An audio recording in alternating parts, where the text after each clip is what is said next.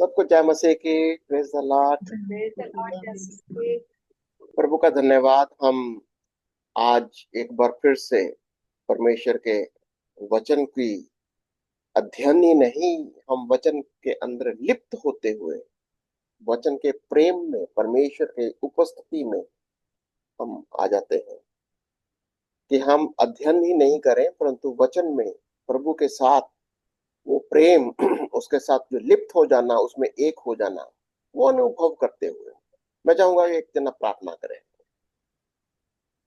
आइए हम प्रार्थना करें।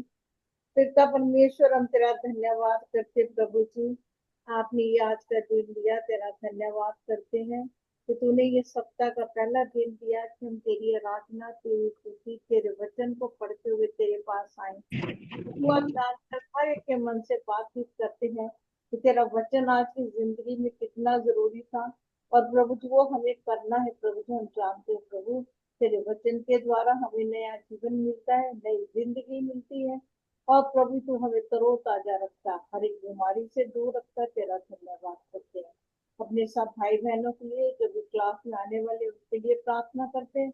इजराइल और ईरान के लिए भी प्रार्थना करते हैं। प्रभु तू ही वहाँ पे लड़ाई को रोक सकता है, तू ही मध्यस्थता कर सकता है उनके बीच में। प्रभु जी तेरा धन्यवाद करते हैं। प्रभु जी तेरे दास के लिए प्रार्थना करते हैं, तुझे संभाल, उसे सेहत दे, बुद्धि दे, समझ दे कि हम सब लोगों को अच्छे से वचन सिखा सके, क्योंकि ये सब कुछ मांगते हैं तेरे ही मीठे नाम से, प्रभु यीशु मसीह। सुन और इसे कबूल कर। आमीन। आमेन एंड आमेन। हम जानते हैं कि हम सबके पास बहुत गवाहियां हैं, और मैं चाहूंगा कि जब भी हम रोज वचन को सीखें, हम अपनी गवाहियों को शेयर करें। मुझे पता है कि सब के पास गवाहियां हैं। तो आज पहले मंजू की गवाही हम सुन लेंगे। कल के जो दूसरा जना जिसको भी गवाही देनी है, अपनी गवाहियों के साथ तैयार रहना। सिस्टर मंजू, अपनी गवाही को दे दीजिए। सबको जय मसीह की। मैं प्रभु का धन्यवाद करती हूँ कि परमेश्वर ने मुझे ये मौका दिया कि मैं उसकी गवाही दे सकूं कि सच में वो जीवित और महान सामर्थ्य पिता है।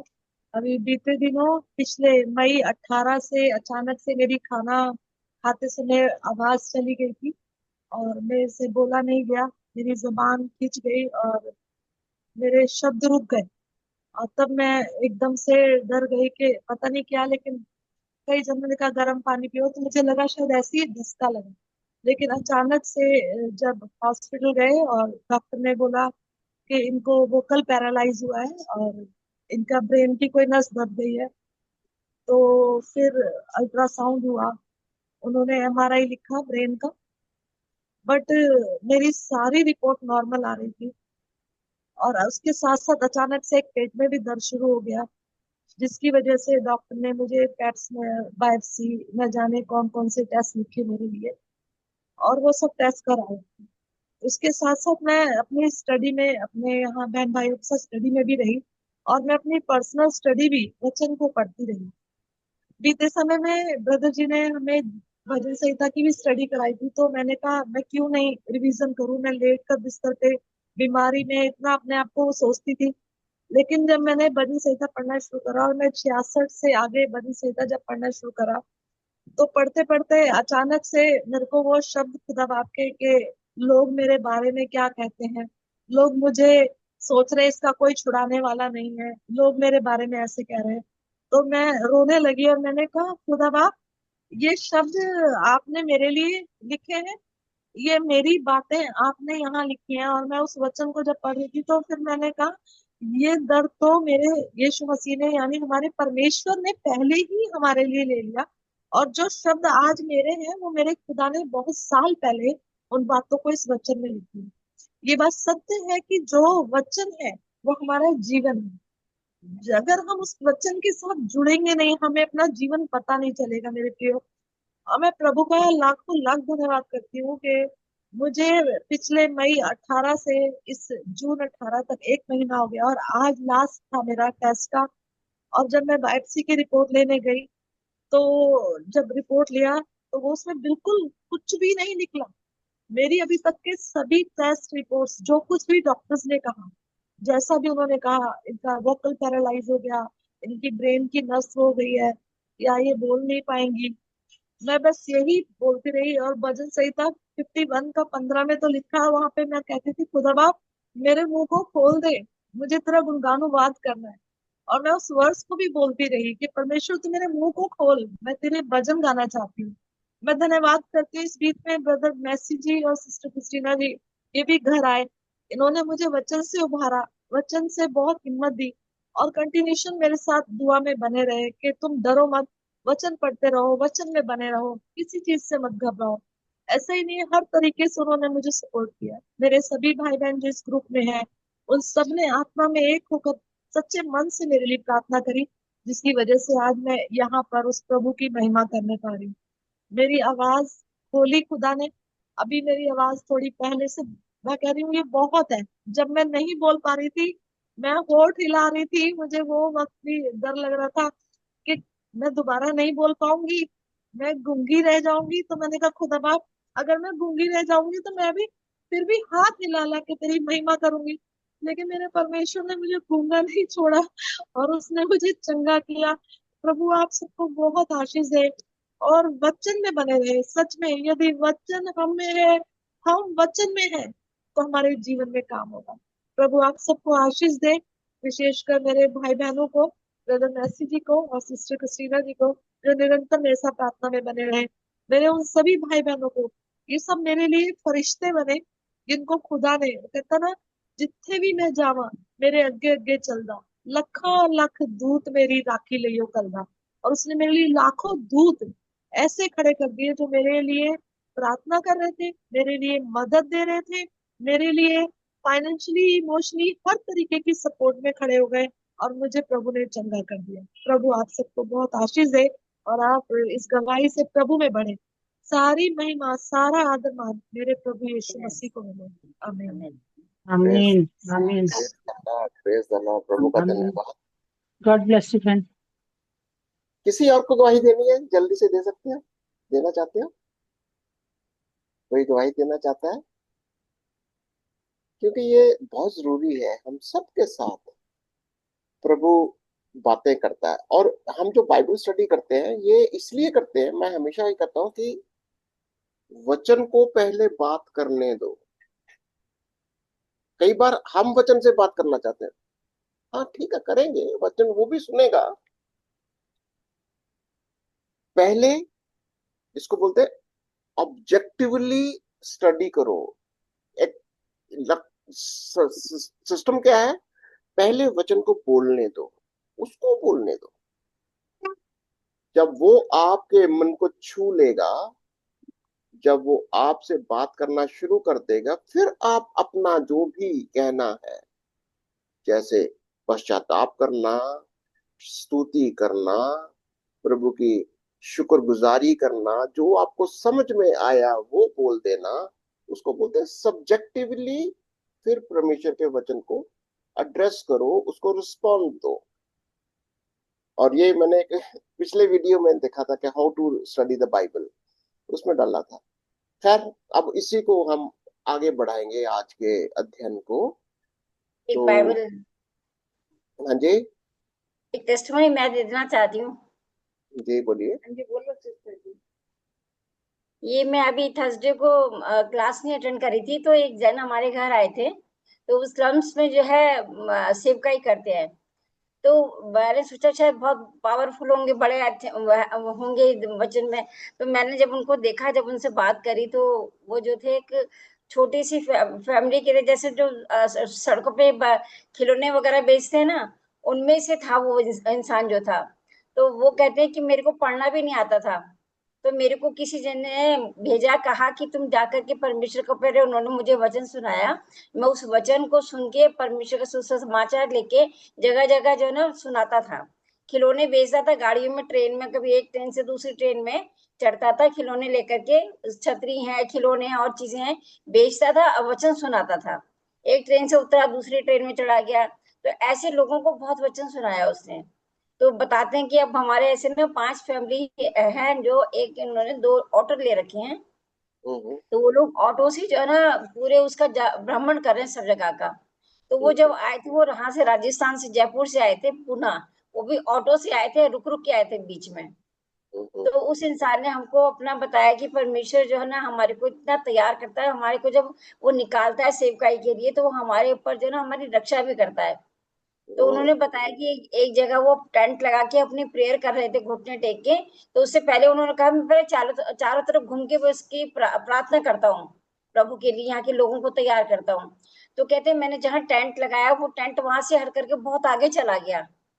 तो कहते मैं जब राउंड लगा के आया, मैंने कहा वो टेंट कहाँ गया, देखा तो वहां पे था। फिर उसने फिर दोबारा वहीं उसी एक बिल्डिंग के नीचे टेंट लगाया, वहां बैठ गया वो। फिर दोबारा से घुटने टेके, फिर उसने कहा एक बार फिर चक्कर लगा दूं। ऐसे 3 बार हुआ उसके साथ। चौथी बार उसने कहा कि चलो इस टेंट को उठा के, एक मंदिर था बहुत बड़ा वहां पे, तो उसकी दीवार से उसने टेंट लगा के वहां बैठ गया, प्रेयर कर रहा था। तो कहते मैं प्रेयर कर रहा था, इतनी जोर से धमाका हुआ तो जिस बिल्डिंग के लिए उसका उसका टेंट लगाया था वो पूरी बिल्डिंग जो है उसके सामने गिर गई। तो वो कहता है कि देखो परमेश्वर, मैं तो प्रार्थना कर रहा हूँ, मुझे नहीं पता था। वो मुझे इंडिकेशन दे रहा है कि मेरा टेंट उठा के उसने आगे बढ़ाया मुझे कि मैं यहाँ ना बैठूं। इस तरह से मैंने देखा कि प्रभु मेरी रक्षा भी कर रहा है, मुझे निकाला है तो रक्षा भी कर रहा है। तो मुझे बहुत, अब उसने कहा अब हम यहाँ से, हम आपके यहाँ जा करके ना, यहाँ बॉम्बे में एक पालकी वो निकलती है, पालकी की तरह ना एक फेस्टिवल है इनका। तो बहुत लोग जो है ना प्रेयर करते हुए जाते हैं। तो कह रहा था मैं स्पेशली इस चीज के लिए आया हूँ कि आज के दिन वो पालकी निकलेगी तो हम उस पालकी के चारों तरफ चक्कर काटेंगे, और ये सारी पालकी ना निकले उसके लिए हम प्रार्थना कर रहे हैं कि ये पालकी यहीं रुक जाए। तो उसके बाद अब वो अगले दिन जो है गुजरात गए हैं, तीनों सारे वो दोनों ऑटो लेकर के अपने, अब 5 फैमिली हैं, 7 फैमिली। तो मैंने कहा प्रभु ऐसे कार्य करता है तो हमें भी इस तरह से बल को खोना नहीं है बिल्कुल, और उसकी इच्छा को जानना है परमेश्वर की। परमेश्वर का धन्यवाद करती हूँ मैं। बिल्कुल, आमीन, praise the Lord, praise the Lord. Amen. सचमुच प्रभु हमारा जीविता परमेश्वर है, और वो जीविता परमेश्वर हमेशा, कई बार हमको पता नहीं होता कि वो, उसकी प्रेजेंस हमारे साथ है। हम अनजाने में हम सोचते कई बार कि मैं अकेला हूं, हम अकेले नहीं होते, यस। हम कभी अकेले नहीं होते। आपका प्रभु आपके साथ है। ये उसकी उपस्थिति को बस, ये जो लगातार महसूस करते जाना, और उसको उसको समझते रहना कि उसकी उपस्थिति हमारे साथ कैसे रहती है। चलिए, कोई बात नहीं, आगे चलेंगे, गवाहियां चलती रहेंगी, अभी हमारी बहुत गवाहियां आएंगी, जो पता है। ओके, शुरू करेंगे। पिछली बार हमने कहाँ इसको सोच पढ़ छोड़ा था, वो वचन को। सुनीता सिस्टम में निशान लगाया। हाँ नहीं, थर्सडे को मैं आई नहीं थी ना सिस्टर जी। हाँ, नहीं, हमने ये मत्ती 5 और उसकी 27 से 30 को पढ़ना था। सुनीता पढ़ दी ना, सुनीता सब पढ़ लो। हाँ सिस्टर मैं देख ली जाएगी मत्ती 5 की। क्योंकि पहले हमने क्या पढ़ा था कि प्रभु ने प्रार्थना करना सिखाया, याद है? प्रभु ने प्रार्थना करना सिखाया, फिर प्रार्थना के साथ में फिर और क्या सिखाया था? प्रेम करना, आज्ञा मानना, और धन्य है जो, धन्य वचन बताए, सारी बातें। और सारी बातें किसके लिए थी? जो प्रभु में, उसके विश्वास में, उसको जो ग्रहण करते हुए उसके पास आते हैं। तो आइए हम देखते हैं आज आज प्रभु और क्या सिखा रहा है। मत्ती 5 और उसकी 27 से 30 शब्द को पढ़ेंगे। व्यभिचार और ठोकर खिलाने के ऊपर एक बक्सा का निशान लगाना है। पढ़ो। तुम सुन चुके हो कि कहा गया था व्यभिचार न करना, परंतु मैं तुमसे यह कहता हूँ कि जो कोई किसी स्त्री पर कुदृष्टि अ, कुदृष्टि कुदृष्टि डाले। डाले, वह अपने मन में उससे व्यभिचार कर चुका। यदि तेरी दाहिनी आंख तुझे ठोकर खिलाए तो तू उसे निकाल कर फेंक दे, क्योंकि तेरे लिए यही भला है कि तेरे अंगों में से एक नष्ट हो जाए और तेरा सारा शरीर नरक में ना डाला जाए। यदि तेरा दाहिना हाथ तुझे ठोकर खिलाए तो उसको काट कर फेंक दे, क्योंकि तेरे लिए यही भला है कि तेरे अंगों में से एक नष्ट हो जाए और तेरा सारा शरीर नरक में ना डाला जाए। अतिरिक्त जानकारी पढ़ूंगा आगे। यीशु ने हमें पाप और उसके परिणामों को गंभीरता से लेने के लिए चेतावनी दी है। नरक ऐसा स्थान है जो शैतान और उसके दूतों के लिए तैयार किया गया था। वह अनंत पीड़ा और परमेश्वर से दूरी का स्थान है। मनुष्य ने जानबूझकर परमेश्वर की आज्ञा न मानने को चुना, जिसके परिणाम स्वरूप यदि वह मन ना फिराए तो खुद को नरक में पाएगा। हम बाद के भागों में इसके बारे में और विस्तार से अध्ययन करेंगे। चलिए, आइए सबसे पहला सवाल, आपने व्यभिचार या ठोकर खाने के या पाप में गिरने के विषय में क्या सीखा? व्यभिचार क्या है?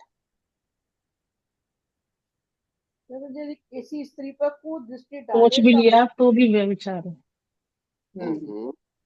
ओके, करना ही नहीं, हमने उसके बारे में सोच भी लिया तो भी। ओके, और बुरी नजर भी डाली बुरी, तो वो भी व्यभिचार है।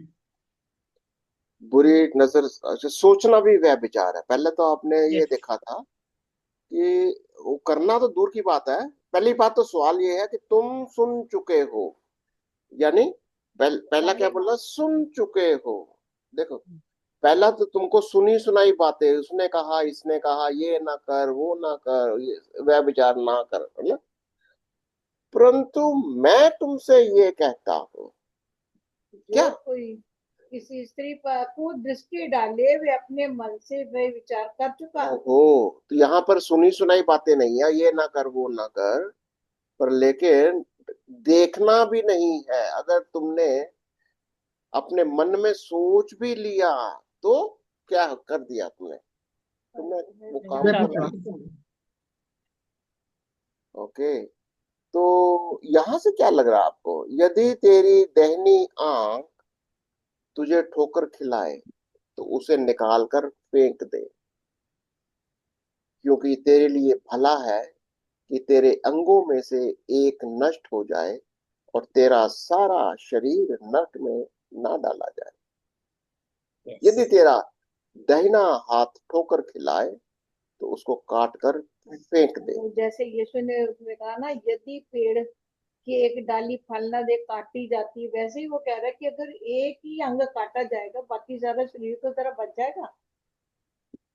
ओके, देखो, मैं हमेशा फिर से याद दिलाऊंगा, ऑब्जर्वेशन पहले ऑब्जर्व एज इट इज, क्या बोल रहा है। जब आपको ऑब्जर्वेशन में से काफी इंफॉर्मेशन मिलेगी, फिर आप उसकी इंटरप्रिटेशन निकालना है, ठोकर। फिर बहुत आ रहा है, अप्लाई। ठोकर। तो यदि तेरी दाहिनी आंख तुझे ठोकर खिलाए तो उसे निकाल कर अपने पास से फेंक दे, ओके, क्योंकि तेरे लिए यही भला है कि तेरे अंगों में से एक नाश हो जाए और तेरा सारा शरीर नरक में ना। अभी आपको ये वो कहता कि देखना भी नहीं है। अभी मेरा कौन सा अंग है जो जस्ट सोचता है? अभी आंख थोड़ा ना देख रही है, कुछ मन कुछ मन माइंड में चल रहा है ना, मन सोचता था, मन कुछ माइंड में चल रहा है। तो माइंड में किसको उखाड़ कर फेंक देना? बुरे उस विचार। जो कॉज है, बेसिक कॉज है, उसको फेंकना है, पाप को। ये पाप है, कुछ ठोकर भी का भाई। तो किसी को भी कुविचार, जैसे जैसे हम कह सकते हो व्यभिचार या ईर्ष्या या निंदा या कुछ भी आपके माइंड में क्यों आता है? उसकी वजह क्या है? उसका अभी उसका रूट कॉज क्या है? वो जो पाप हमारे अंदर है शुरू हम्म, से, हम्म, वो जो भी रूट कॉज है, जो भी रूट कॉज है उसका कोई एग्जांपल, इसका भी साथ साथ में आप इंटरप्रिटेशन भी लगाओ, एप्लीकेशन भी लगाओ। रूट कॉज क्या है? और आप किसी से भी कुछ भी जो करते हो, एक तो व्यभिचार एक हो गया, निंदा हो गया, घृणा हो गया, सोच लेना ही तो पाप है ना, कुछ सोच लिया तो पाप ही तो होगा। वो बोला विचार करना। उसको काट कर फेंकना किधर है, कैसे फेंकना है, सोर्स कैसे? उसका जो है, जो सोर्स है अपनी उसी को सोच को निकाल, बदलना है। जहां से निकल रहा है वो पाप। हाँ, अपने विचारों को बदलना है, सोच को। कैसे? कैसे? सोच को पकड़ कर, याद है वो कौन सी आज बिना किधर गई, ये तुरंत 5 का उसके 10 बहुत पॉपुलर पकड़ कैद कर करके ये यीशु के दूसरा क्रंथियों चरणों में 10। लाना है। जो परमेश्वर की पहचान के विरोध में उठती है, हाँ, जो उसे विकल्पनाएं हैं। हर एक कल्पना, ऊंची हर आवाज, एक उनके ऊंची विरोध में, आवाज, हर हर एक एक कल्पना। कल्पना, इमेजिनेशन किया नहीं। देखो विश्वासियों का और अविश्वासियों में फर्क क्या है, विश्वासियों के पाप क्या होते हैं, हम करते नहीं है। हम संसार के लिए ना, हम लोगों में कोई पाप नहीं दिखता। परमेश्वर यहां देखता है, ये सोच क्या रहा है। संसार जो है वो बहुत गंदे गंदे काम करता है, उनको उनके दिख जाते हैं। हमारे लिए सोच लिया, परमेश्वर ने भी देख लिया। और दूसरा क्रंथियों 10:5 को पढ़ो जरा कुछ, है ना। हर एक ऊंची आवाज, 5 का 10 10:5 है शायद। सो हम कल्पनाओं को और हर एक ऊंची बात को जो परमेश्वर की पहचान के विरोध में उठती है खंडन करते हैं, और हर एक भावना को कैद करके मसीह का आज्ञाकारी बना देते हैं। कैसे करना है, काट कर फेंक देना है। किधर फेंक देना, यीशु के चरणों में ले जाना है। हर एक इमेजिनेशन को, हर एक सोच को, हर एक कल्पना। विचार को, कल्पना कुछ भी आती है।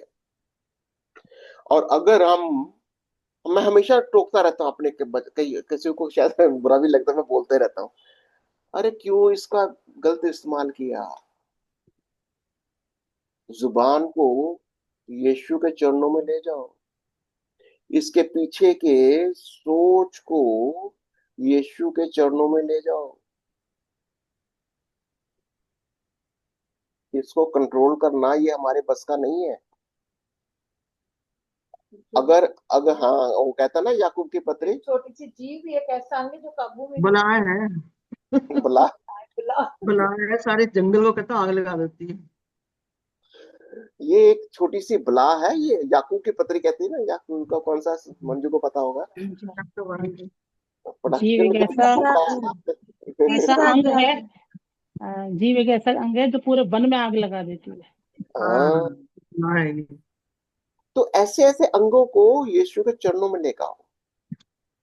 ये कह रहा है वो कि तुमको ये सब कुछ 3 जो का 6 में है। हम्म, जीव भी एक आग है। हम्म, जीव हमारे अंगों में अधर्म का एक लोक है और लोग सारी है।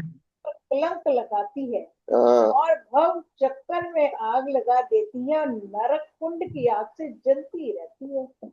चलता रहता है ये एक संसार। देखिए याद है आपको, हम जब हम लोगों ने बहुत फोकस किया, एक संसार है हमारे अंदर, एक संसार है जो जिसको हमको कैद करना, जिसके ऊपर जयवंत होना है। यीशु ने प्रकाशित वाक्य पे मैं ले रहा हूँ भाई, यूट्यूब के अंदर अगर आपको हाँ, शुरू हो गया। जो जय पाए किसके ऊपर, इधर अपने ऊपर शरीर के ऊपर। अपने संसार के मन के ऊपर। ऊपर, यस। इधर जय पानी है। अपनी सोच के ऊपर, अपनी इमेजिनेशंस के ऊपर, अपनी कल्पनाओं के ऊपर, अपने जो भी हमारे अंदर संसार की चीजें हैं, इनके ऊपर जयवंत होना है, ये कह रहा है वो। ठीक है। और किसी का कुछ आइडिया लग रहा है कि कौन सा अंग काट कर फेंक देना, कैसे काट कर फेंक देना है। पाप और एक अंग है ना हमारे शरीर में, पाप जो अपने आप में एक अंग है। इसके जो तरीके हैं, जो भी व्यभिचार हो गया, चाहे वो आंख से है, चाहे हम हाथ से करते हैं या कहीं भी, चाहे हमारे पैर है, वो सब अंग, जिसकी अंग उसको काटना नहीं है एक्चुअल में, उस चीज से, पाप से को निकाल के फेंकना है यीशु मसीह के चरणों में लाना। यस, इसका मतलब इसको अंग्रेजी में कहेंगे इट इज अ फिगुरेटिव स्पीच, हाँ, कहने figurative की बात है। speech है। कोई हाथ को हम काटते थोड़े ना, कोई कोई यस, कोई अपने दिल को या मेरे माइंड को, इमेजिनेशन को मैं कैसे काट सकता हूँ? उससे दूर रहना ना, मतलब उसमें हमें उसको पेन तो होगा ही ऑब्वियसली, जब हम किसी चीज को जो हमें शारीरिक तौर पे दुख लगेगा उस चीज का, लेकिन वो सचमुच काटना नहीं है, क्योंकि जो हमें बहुत डिजायर चीज है, उससे जब दूर होते हैं तो पेन तो है, लेकिन उस पेन को में हमारा जीवन छिपा हुआ है। हम्म, सचमुच हम अंग को नहीं काटते, हो सकता है कि कई बार दुख भी उठाना पड़ता है। दुख उठाना कई पड़ता बार आपको किसी चीज के ऊपर उसका इनकार करना पड़ेगा। तो सब कुछ यीशु के चरणों में लेकर आना, कैसे ये पौलुस सिखाता है ऐसे कि मैं अब से मैं हूं ही नहीं, इट्स नो मोर आई, परंतु मसीह है, but Christ that lives in me. यीशु यीशु मुझमें। अब मैं हूं ही नहीं, यानी मैंने अपने आप को मार डाला। अब मैं हूं ही नहीं। मैं, अगर मेरे अंदर कुछ भी चीज जो दिखाई देती है, जो मैं बोल रहा हूँ, जो जिसमें मसीह नहीं है, काट कर फेंक दो। लेकिन मैं नहीं होना, मसीह होना। मसीह के द्वारा ही काम बस होते, मेरे द्वारा काम नहीं होता। मैं नहीं करना, मसीह ही काम करता है। मसीह है जो मुझ में यीशु बसा। ही है जो मुझ में बसा हुआ वे विचार से दूर कर सकता मुझे। यस, यीशु ही है मैं जो कर अपने आप के ऊपर कंट्रोल कर कंट्रोल ही नहीं कर सकता। सकता। कोई किसी का कोई ऐसा कुछ लग रहा है आपको कि ऐसा हमें सोचना चाहिए, या ऐसा हमारा है ना, कई लाइफस्टाइल होना चाहिए? बार ऑर्डर में चुका है वो मेरा, हम्म, सोचना मैं चाहिए। कैंसिल करना। क्या कहें? मैं समझा नहीं क्या बोले। नहीं, मैं उनसे बात करती हूँ, सॉरी। अच्छा अच्छा, तो चलिए आगे बढ़ते हैं। नेक्स्ट आगे चलते, क्या था वो कह रहा कि एक जब अतिरिक्त जानकारी है। हम्म, नहीं नहीं, ये था, क्या आज हमारे करें, भीतर, हाँ ये सवाल है। स्वयं विचार करें या समूह में चर्चा करें नहीं नहीं नहीं और नहीं, फिर अपने, नहीं नहीं, ये वाला अगला सवाल, क्या आज हमारे भीतर ये पाप पाए जाते हैं? क्या आज हमारे भीतर ये पाप पाए जाते हैं? बिल्कुल, यहाँ अभी मेरे ख्याल से हमने काफी कर डिस्कस किया लिया है इसके कर ऊपर। लिया। पर लेकिन सवाल ये है कि हम इसके साथ डील कैसे करते हैं, ये कैसे है? हाँ बिल्कुल, जवाब तो इसका है कि हाँ, इसका हाँ, जवाब है हाँ। हाँ, पाप पर करते हैं। लेकिन पर लेकिन कैसे निपटते कैसे हैं, निपटते कैसे हैं? इससे निवारण कैसे होता है, इतना या एक निवारण कैसे? ये भी हम कह सकते हैं, प्रभु परमेश्वर खुद हमारे साथ होता है, लड़ता है हमारे साथ। ये हाँ, युद्ध हमारा अकेले का नहीं है, ये युद्ध हमारे परमेश्वर का भी है। कहते ये मैं, वो हमारी तरफ है तो कौन हमारा विरोधी हो सकता है। क्योंकि जब हमारे अंदर कुछ भी ऐसा सोच आता, देखिए जब हम बीमार होते हैं, तो कौन बीमार हो जाता है?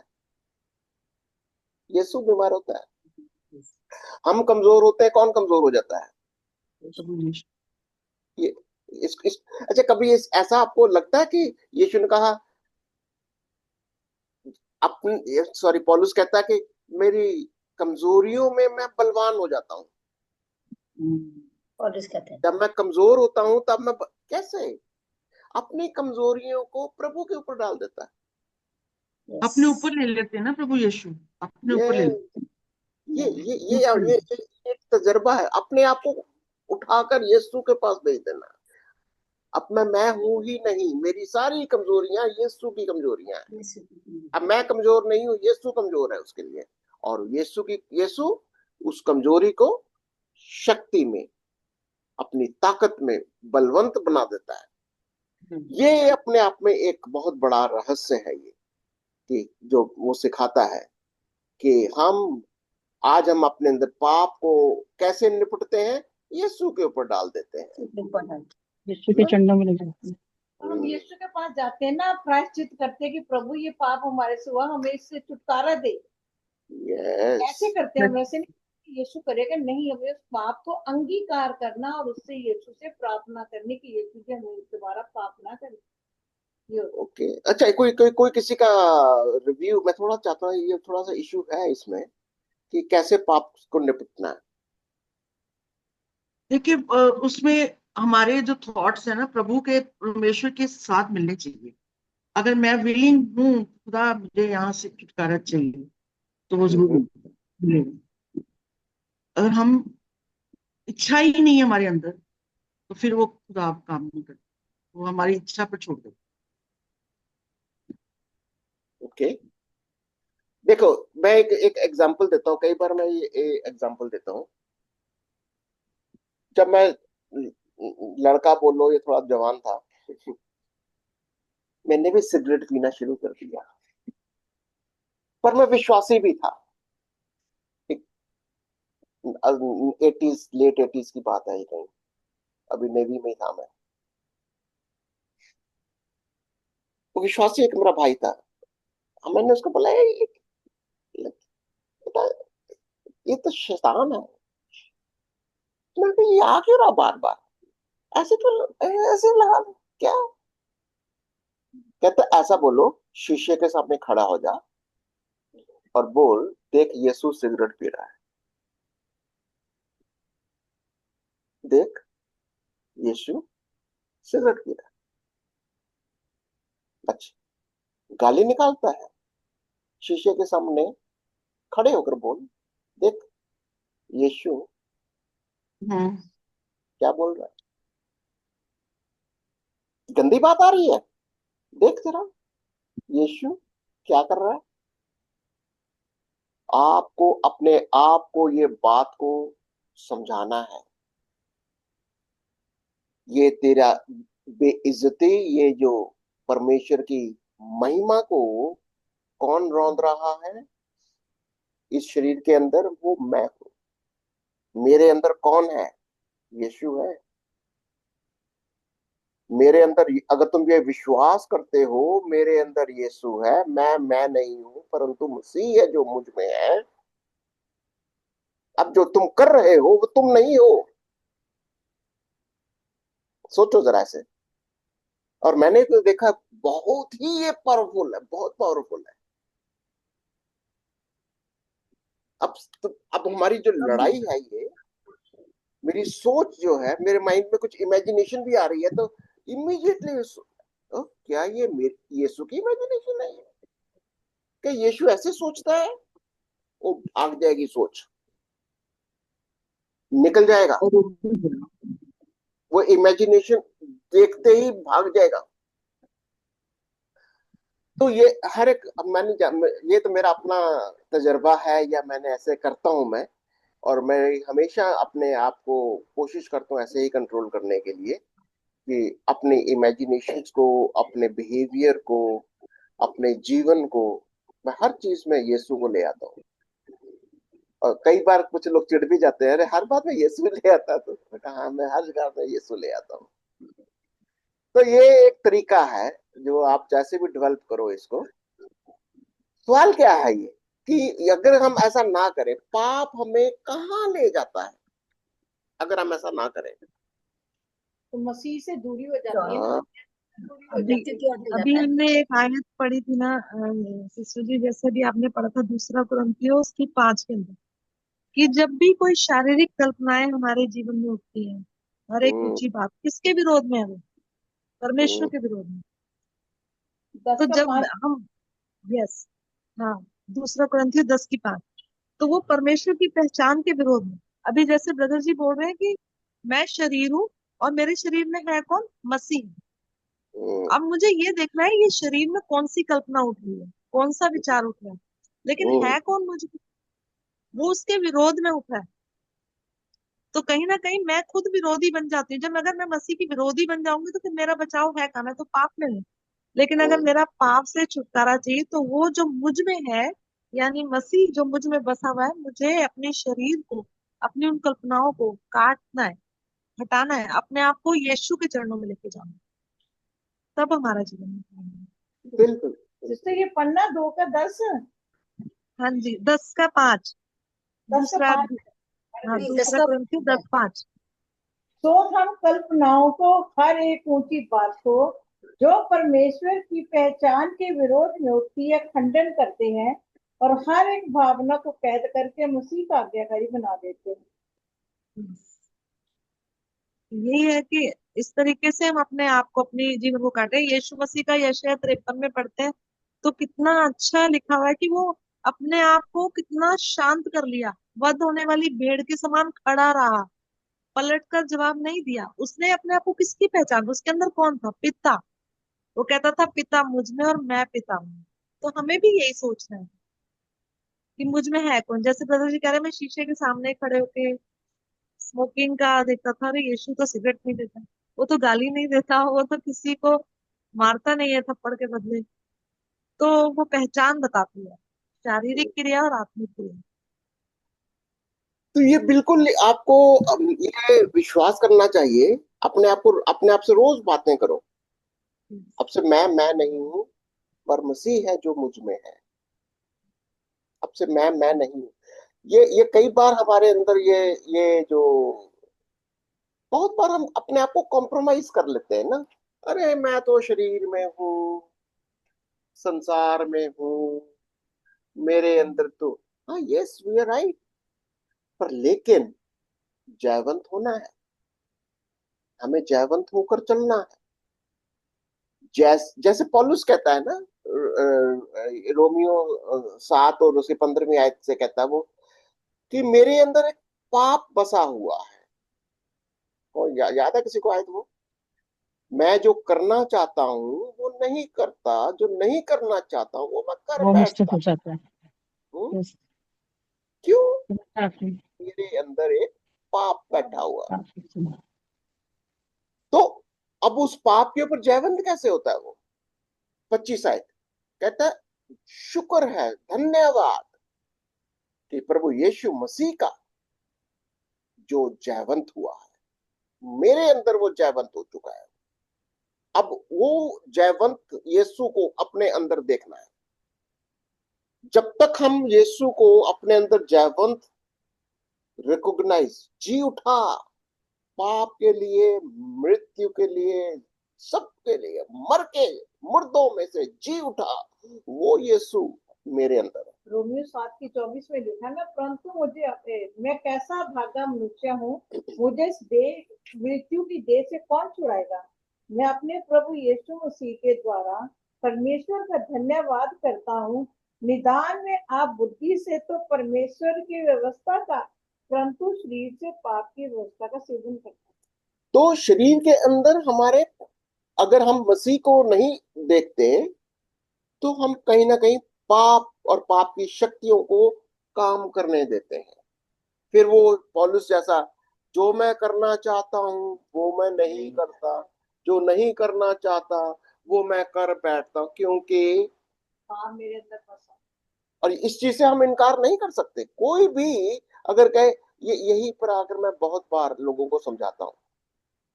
कई बार हम क्योंकि हमने यीशु को ग्रहण कर लिया, अब मैं बिल्कुल बिल्कुल क्या कहते हैं, दूध का धुला हुआ हो गया, ऐसा नहीं है। पवित्र हो गया।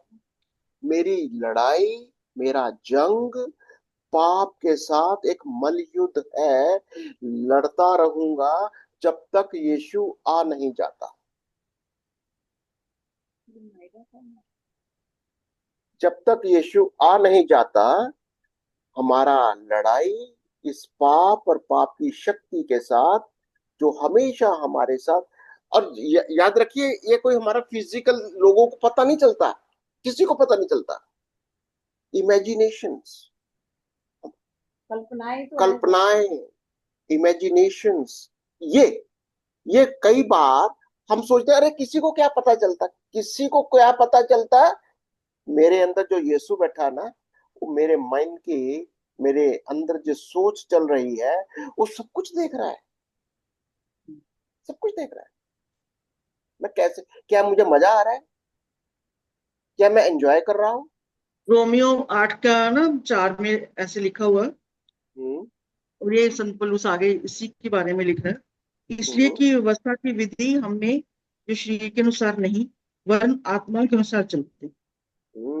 ये शरीर है के आत्मा। अनुसार नहीं, वरन आत्मा के अनुसार चलते हैं, पूरी की जाए। बिल्कुल। क्योंकि शरीर व्यक्ति शरीर की बातों पर मन लगाते हैं, परंतु हम्म, आध्यात्मिक आत्मा की बातों पर मन लगाते हाँ, ये है आत्मा में हैं। चलना। बिल शरीर पर मन लगाना तो मृत्यु है, परंतु हम्म, आत्मा पर मन लगाना जीवन और शांति है। तो इसका जवाब मिल गया कि पाप हमें कहाँ ले जाता है। अगर हम शरीर में चलेंगे तो पाप कहाँ ले जाएगा, है ना। मृत्यु, मृत्यु मृत्यु लिखा का है। मतलब, परमेश्वर से दूर ले जा प्रभु हाँ, परमेश्वर से दूरी, परमेश्वर से बैर। हाँ, प्रभु से दूर ले दूरी, जाता है। दूरी हो जाती है। जब हम पाप में जानबूझकर बने रहेंगे, सिर्फ इमेजिनेशन में ध्यान देना, फिजिकल नहीं अभी चल रहा, सिर्फ इमेजिनेशन में। अगर हमारा ध्यान गंदगी में रहेगा और हम उस गंदगी में बने रहना चाहते हैं, तो ये धीरे धीरे धीरे धीरे आपका बिल्कुल प्रभु के साथ रिश्ता खराब हो जाएगा। ये कह रहा हूं। ओके, आगे चले। सुनीता पढ़ा दीजिए। कोई नहीं, अगर ये पढ़िए। क्या कोई ऐसा, क्या, हाँ। क्या कोई ऐसा है जिस पर पाप का ये दंड नहीं है? हम्म, क्या लोगों को छुटकारे की जरूरत है? क्या बचने का कोई उपाय है? अब बताइए, क्या किसी को, कोई ऐसा है जिस पर ये पाप का दंड नहीं है? हम्म, सबने पाप किया, पाप तो दंड सभी ने किया कोई है, धर्मी नहीं है, सबके सत्य पर। बताता है, कोई धर्मी नहीं है। सबने पाप पाप, सबने किया है। यस। सबने पाप किया। और सबको इस उसकी छुटकारे की जरूरत है। जरूरत है। सबको इस छुटकारे की जरूरत है। जरूरत है। और बचने का उपाय क्या है, रास्ता क्या है इसका? प्रभु यीशु, यीशु, यीशु यीशु मसीह मसीह, माफ सकते हैं जीवन। मार्ग सकते जीवन में हूँ। यस। बिना यीशु के, बिना यीशु को ग्रहण किए, यीशु हमारे अंदर आ जाए, हम यीशु के बदन में एक हो जाए, हमारे पास कोई दूसरा रास्ता नहीं है। अब से मैं नहीं रहा, अपने आप को मार डालो, अपने को मार डालो। और अब उसी को क्या बोलते हैं, उसको हमारी भाषा में क्या बोलते हैं? बपतिस्मा ले लेना। बपतिस्मा। देना। अच्छा, बपतिस्मा लेना क्या, ये सिर्फ पानी में डूबने वाला बपतिस्मे की बात हो रही है, या आपके जीवन को आत्मिक, बदल? आत्मिक जीवन, जीवन बदलेगा आत्मा तो में डूब जाएंगे। अगर ये सिर्फ आपको रीति तक ही समझ में आ रहा है कि वो, हाँ ठीक है, रीति है, पर लेकिन अपने आप को मार डालना, अपने आप को यीशु मसीह में अपने शरीर को, अपने मन को, संसार की चीजों के लिए मैं कुर्बान हो जाता हूं, मैं मर जाता हूं, मैं क्रूसिफाइड हूं, मैं यीशु में। और ये जैसा यीशु मर गया, मैं भी मर गया। यीशु जी उठा, मैं भी जी उठा। ये वाला विश्वास कि अब हम अगर जीवित हूं तो यीशु मसीह में जीवित हूं। ठीक है, कोई क्वेश्चन अपने किसी का? शरीरों, अपने हम्म, शरीरों को मन भावता हुआ बलिदान करके चढ़ाओ, जीविता यही बलिदान, तुम्हारी आत्मिक है। जीवित, जीविता, जीविता बलिदान, हाँ, यही ये तुम्हारी ही। आत्मिक है। पवित्र और परमेश्वर का भाव का हुआ चढ़ाओ, यही जीविता तुम्हारी मन बलिदान, भावता हमारा है ना, कहाँ लिखा वो? रोमियो आपका। रोमन्स 12 के। रोमी 12 की पहली एक दो आयत है ना, कि अपने आप को जीविता, ये है। परमेश्वर को मन भावता हुआ। इसलिए हे भाइयों, मैं तुमसे परमेश्वर की दया सुमन दिलाकर विनती करता हूँ कि अपने शरीरों को जीवित और पवित्र और परमेश्वर को भावता हुआ बलिदान करके चढ़ाओ, यही तुम्हारी आत्मिक सेवा है। यही तुम्हारी आत्मिक सेवा अगले में है। लिखा, और संसार के सदृश न बनो। इस संसार के सदृश ना बनो, इस संसार के सदृश ना बनो। ओके, तो एक थोड़ा सा और देख ले, लूका क्या कहता है। लूका उसका 18 18 की 9 से 14। पढ़ो सुनीता सिस्टर। पहले यहां से पढ़ लो, खोजबीन करेंगे। लूका 18 9 से 14 से पढ़े और निम्नलिखित पर निशान लगाए। फरीसी फ्रीसी पर फ का निशान लगाना है। आप म्यूट है सिस्टर जी, आप म्यूट है। इस पर फ का निशान लगाएंगे, चुंगी वाले के ऊपर च का निशान लगाना है। आप म्यूट चुंगी हो गए। लेने वाले और उसके सभी सर्वनामों पर च का निशान लगाएं। लूका 18 का 9 से 14। उसने उनसे जो अपने ऊपर भरोसा रखते थे कि हम धर्मी हैं और दूसरे को तुच्छ जानते हुए थे, वह यह दृष्टांत कहा। 2 मनुष्य मंदिर में प्रार्थना करने के लिए गए। एक फरीसी था और दूसरा चुंगी लेने वाला। फरीसी खड़ा होकर अपने मन में यूं प्रार्थना करने लगा, हे परमेश्वर, मैं तेरा धन्यवाद करता हूँ कि मैं दूसरे मनुष्य के समान अंधेर करने वाला, अन्यायी और व्यभिचारी नहीं, और ना इस चुंगी लेने वाले के समान हूँ। मैं सप्ताह में 2 बार उपवास रखता हूँ। मैं अपनी सब कमाई का 10वां अंश भी देता हूँ। परंतु चुंगी लेने वाले ने दूर खड़े होकर स्वर्ग की ओर आंखें उठाना भी ना चाहा, वरन अपनी छाती पीट पीट कर कहा, हे परमेश्वर, मुझ पापी पर दया कर। मैं तुमसे कहता हूँ कि वह दूसरा नहीं, परंतु वही मनुष्य धर्मी ठहराया जाकर अपने घर गया। क्योंकि जो कोई अपने आप को बड़ा बनाएगा वह छोटा किया जाएगा, और जो अपने आप को छोटा बनाएगा वह बड़ा किया जाएगा। ठीक है, तो विचार विमर्श करेंगे। पहला सवाल, हाँ, इस दृष्टांत में हम किन 2 लोगों में से मिलते हैं? हम प्रत्येक के विषय में क्या सीखते हैं? क्या लगता है आपको? दोनों के एटीट्यूड में, दोनों के एटीट्यूड में फर्क क्या है? चुंगी एक लेने दीन है, वाला, एक परमेश्वर को आगे रख के चल रहा है, परमेश्वर दीन से होके अपने आप को बात, मसीह के आगे दीन होके बात कर रहा है। हम्म, घमंड एक उसको अंदर है। धर्मी, एक अपने आप को धर्मी बता रहा है। देखो सारा कुछ यहाँ चल रहा है, इधर माइंड में, दिमाग में। सब यस, कुछ माइंड में चल रहा है। चुंगी लेने वाले के माइंड का एटीट्यूड देख लो, मैं तो उसके जैसा नहीं हूँ। सप्ताह में 2 बार उपवास करता हूँ, मैं अपनी कमाई का 10वां भी देता हूँ। ना सॉरी, मैं फिर उल्टा बोल दिया। फ्रीसी बोलता मैं तो उसके जैसा नहीं हूँ, चुंगी लेने के जैसे वाला। और जो चुंगी लेने वाला बोलता अपने ही मन में, सर भी नहीं ऊपर उठा रहा है, मैं तो पापी हूँ, मैं तो तेरी ओर देख भी नहीं सकता। फिर मनों को देखता है, हमारे बिहेवियर को देखता है।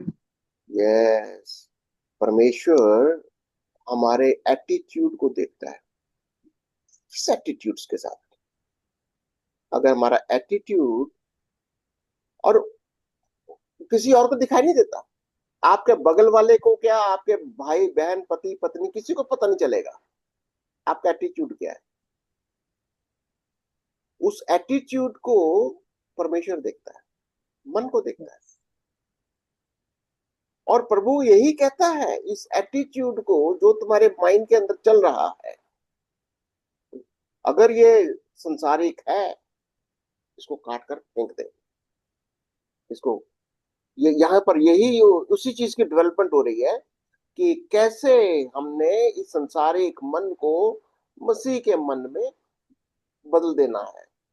लोग बताते हैं मैं 2 बार रखती उपवास रखती हूँ, कमाई का 10वां देती हुए, फिर भी हम नहीं हटते प्रभु से बताने के लिए। वही कई बार हम अपनी धार्मिकता दूसरों को दिखाने के लिए करते हैं। बड़ी बड़ी बातें बताते पर अंदर से खोखले ही। अगर मैं धार्मिकता के काम करता हूं तो मेरा आइडिया दूसरों को इम्प्रेस करना, दूसरों में बड़ा होना, दूसरों को दिखावा देना है, तो बहुत बड़ा फरीसी हूं मैं, बहुत बड़ा। परमेश्वर हमारे मनों को जांचता है ना, और वो हमारे मन की सिधाई से, सच्चाई से प्रसन्न होता है। फिर वो ये मन में ज्ञान सिखाता है हमारे को। यस, तो परमेश्वर मन की अंदर की बहुत गहराइयों को जानता है ना, परमेश्वर को हमारे मन की गहराइयों होली को स्पिरिट जानता है। बहुत डीप देखता है हमारे अंदर। होली स्पिरिट यूं ही नहीं आ जाता, वो गहराइयां होगी ना। बहुत गहराई से देखता है। इसीलिए हमें बहुत केयरफुल होना चाहिए जब हम पवित्र आत्मा के साथ वचन को पढ़ते हैं। वचन जब हम पढ़ते हैं तो वचन हमको ऐसे ही तोड़ता है, गहराई तक जाता है वो। यस यस ये वही बात हो गई कि हम्म, पतरस ने कहा इसका क्या होगा यूहन्ना के लिए। हाँ, वही बात हो गई। बहुत बार विश्वासी लोग ना, विश्वासियों की प्रॉब्लम क्या होती है कि हम अपनी कल्पना अपने आपको दूसरों के साथ कंपेयर करने लग जाते हैं। हाँ, ये अपने आप को बड़ा समझती है, ये एटीट्यूड बड़ा प्रॉब्लम है हमारे अंदर। अगर एटीट्यूड में हम दूसरे को नीचा समझना, अपने आप को ऊंचा समझना, ये बहुत प्रॉब्लम्स होती है। और ये सिंपल एक एक एटीट्यूड ही दिखाता है कि मैं शरीर में हूं या आत्मा में हूं, ये एटीट्यूड। और ये कई बार हम देखिए, मैं मुझे पता बहुत सारे लोगों की प्रॉब्लम है ये उनकी प्रॉब्लम नहीं है, ये एक्चुअली ज्ञान नहीं है, वो समझ नहीं है, ज्ञान की कमी के कारण। समझ ही नहीं है कि अब से मैं नहीं हूं, यस मैं नहीं हूं, ये नहीं मालूम। बदल दिए। मालूम है, मालूम है, पर कहीं ना कहीं एटीट्यूड भारी हो रहा है, कहीं ना कहीं वो मेरा मैं ज्यादा भारी हो रहा है। इसको मैं वीडियो भी लंबा हो जाएगा, मैं चाहूंगा कि इसको हम यहीं खत्म करेंगे और इसको डेवलप करेंगे आगे, ठीक है, अगले हफ्ते। और जो ऑनलाइन देख रहे हैं हमारे को, मैं चाहता हूँ प्लीज आप हमारे साथ जुड़ते रहिए। यूट्यूब को लाइक करिए, सब्सक्राइब करिए, शेयर करिए, ये सब तो ठीक है, पर वचन में जुड़े रहिए। अगर आप चाहते हो हमारे साथ जुड़ना, आप अपना नंबर दे दीजिए। अगर आप हम में से किसी को भी जानते हैं, आप हमारे साथ पर्सनली भी संपर्क कर सकते हो। प्रभु आपको बहुत आशीष दे। मैं चाहूंगा कि एक जना प्रार्थना करें। प्रमिला प्लीज प्रार्थना करेंगे आप? आइए प्रार्थना करेंगे। धन्यवाद करते हैं पिता परमेश्वर, आज तेरा वचन में आए हम पिता, तेरे गुणों को जाना कि तू हमसे प्रेम रखता है पिता परमेश्वर, और हमें भी चाहता है कि हम भी एक दूसरे से प्रेम रखें। और प्रभु तेरे गुणों को हम अपने जीवनों के द्वारा, अपने जीवन के द्वारा दूसरों तक लेकर जाएं। पिता परमेश्वर तू हमें दिन ब दिन बदलता जा रहा है, अपने रूप में ढलता हुआ हम देखते हैं। प्रभु तेरा धन्यवाद करते हैं आज की गवाही के लिए, जो सिस्टर मंजू ने अपनी गवाही दी कि तूने इस खतरनाक समय में भी, जबकि उनकी आवाज नहीं थी, प्रभु तूने उनको अपना सहारा दिया, अपने हाथ से छुआ और उनको चंगा किया। पिता परमेश्वर, हम में से जो भी कोई बीमार है, हम उनके लिए भी प्रभु मांगते हैं, चाहे उन्होंने यहाँ नहीं बताया, लेकिन प्रभु कोई भी दुख है, तकलीफ है शरीर में, वो तेरे नाम से जाती है, क्योंकि प्रभु तू हमें चंगा करने वाला यहोवा राफा है। पिता परमेश्वर, अब जब हम इस मीटिंग को खत्म करने वाले हैं प्रभु, हम एक दूसरे के लिए प्रार्थनाएं करते रहें और याद रखें कि प्रभु तू ही है जो हमारे साथ हमेशा बना रहता है, हमारे पापों को दूर करने वाला परमेश्वर है। जब हम तेरे अपने पाप को मान लेते हैं, कन्फेस करते हैं, प्रभु तू हमें क्षमा करता है और हमें नए रास्ते पर चलना सिखाता है, जो तेरा मार्ग है। तो ही मार्ग, सत्य और जीवन है और हमारा सहारा है। ये सब कुछ मांगते हैं अपने उद्धारकर्ता यीशु नासरी के नाम से, आमीन। आमीन एंड आमीन। प्रभु आपको बहुत आशीष और जय मसीह की। जय मसीह की, सबको जय मसीह की।